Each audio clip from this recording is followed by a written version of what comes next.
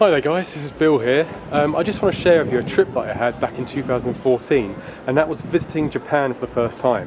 Now, I never thought I'd actually get to go, but my girlfriend pushed me to save the money up, and eventually I went. I've been to a fair few countries now, and I can strongly say that it is the best place I've ever been. The people are super friendly, the food's good, and just the general atmosphere out there is great. It's a real safe country, and I just definitely recommend going. Now, I've visited a few retro game stores, and these were absolutely amazing, and I made a few finds out there. So stay tuned and I'll show you what I found. We were off. We headed straight to Paris. This took about an hour and a half, and we'd wait at Paris for 6 hours and board a flight to Narita airport, which would get us there 12 hours later. It was a long flight. And bear in mind, I hadn't been on a plane in 17 years. And in all honesty, I was slightly apprehensive about flying. Ladies and gentlemen, tonight's movie is The Birds by Alfred Hitchcock. Though it could have been the morning, the afternoon, I don't know. These mountains run on for miles. I don't know where it is, but I'd like to know. It's day one in sunny Tokyo. I don't know who I am, what I am. All I know is I need sleep. Well, sleep when you're dead, because I found a retro game shop called Super Potato, and it's located in Akihabara.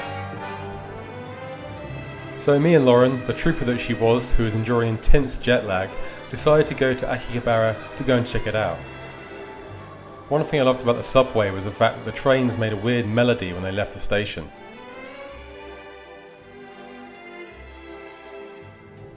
So what begins is our Japanese adventure in Electric Town, and it definitely felt like our sort of place. One thing we noticed was how clean the city was and how nice the people were. This is unusual really for us, as we live in London and the people are often quite rude, and it's very dirty. We made it to Super Potato. Unfortunately I didn't take any video of this, but here it is anyway. It's a multi-storey gaming unit that has loads of arcades and games for sale. It's completely dedicated to retro gaming, so it was right up my street.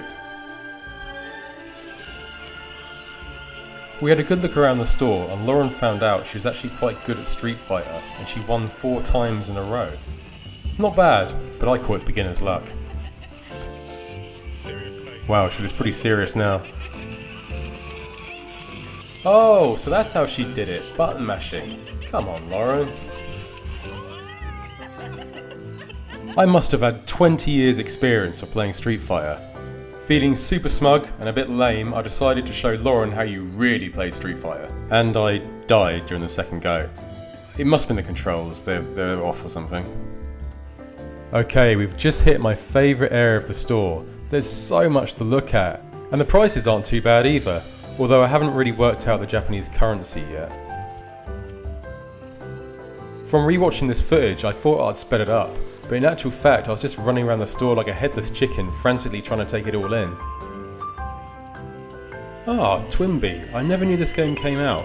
I remember playing Poppin' Twimby on the Super Nintendo. I think this was probably just a Japan release. Oh look, there he is, the Super Potato. One thing I forgot to mention was the noise in here. It was so noisy with all the games going on. You would often hear tunes you would recognise and have to hunt to try and find which television screen it was coming from. One thing I've learnt though is, this store will not help hangover. So after spending about 20 minutes downstairs looking at games and whatever, I wonder where Lauren is. So I come back upstairs and find she's still in the arcades. I don't know what she's playing, but she's definitely in the zone. I have travelled thousands of miles to get here, and I don't think I can leave without getting a Japanese Famicom. Now where is one? That's pretty weird, a different end screen on Super Mario Bros. I'm guessing it must be the real Mario Bros. It wasn't actually released outside of Japan. Okay, there's a few things I've seen that I want to buy, so I'm going to put down this camera and make a purchase. So, what did I pick up? Well, I got a Nintendo Famicom with a large array of games to go with it. I also picked up a sticker pack and a weird keychain thing. I got a Super Mario Bros. 1 and 3 picture book, and I stress picture book because I can't speak any Japanese. And here's some of the games I bought. I got Mario Bros. 1, The Legend of Cage, Dragon Quest IV, which was highly recommended, I got Godzilla, because you know, I had to really. Mario Bros. 3.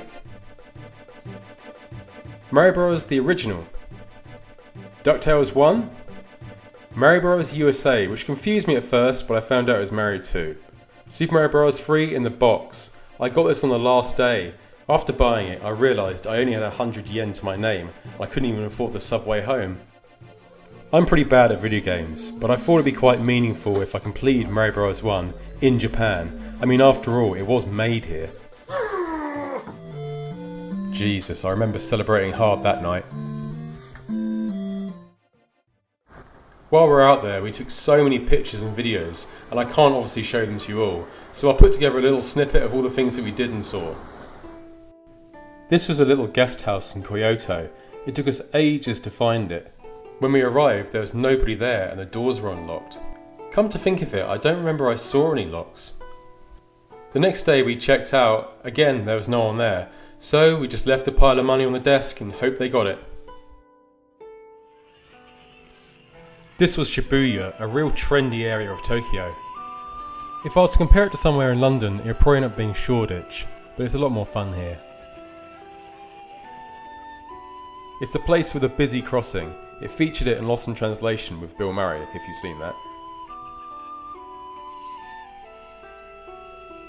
Shibuya is well known for being a really good place for shopping.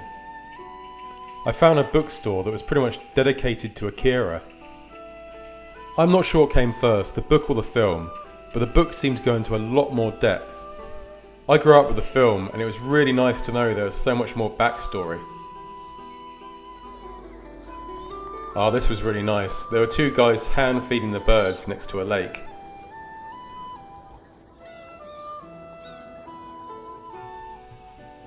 We spontaneously found a karaoke bar close to our hotel.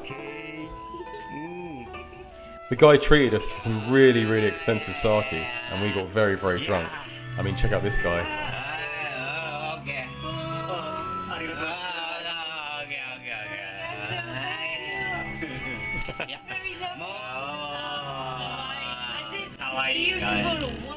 This was Crow, the bird of the bar.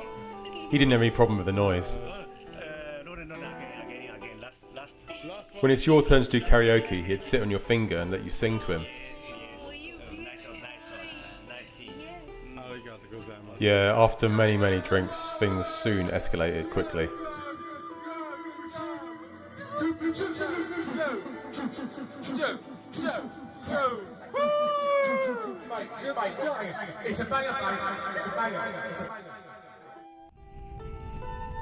Wow, what an amazing sight.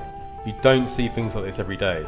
Unless you're one of the many businessmen on this train who takes this route to work and sees this every day. Nonetheless, another tick off the bucket list. Okay, you've got 10 points to guess what this guy is doing here. Give up? He's boiling eggs in the hot springs. Doing this turns the shells of the eggs black. Supposedly, eating one of these eggs can put 7 years onto your life. I'm pretty pleased to hear this, as I ate 6 of them that day and I only just found this out. If you visit Japan, check out Sakura season. It's definitely worth it. I'm honestly not sure what to think about this, but it is what it is, I guess, whatever that is. We were lucky enough to actually meet a real geisha. We had dinner with a lot of nice people. We were the only tourists there, and it really was a privilege. Well, that was a brief insight into our visit to Japan. We had such a good time and we're never going to forget it.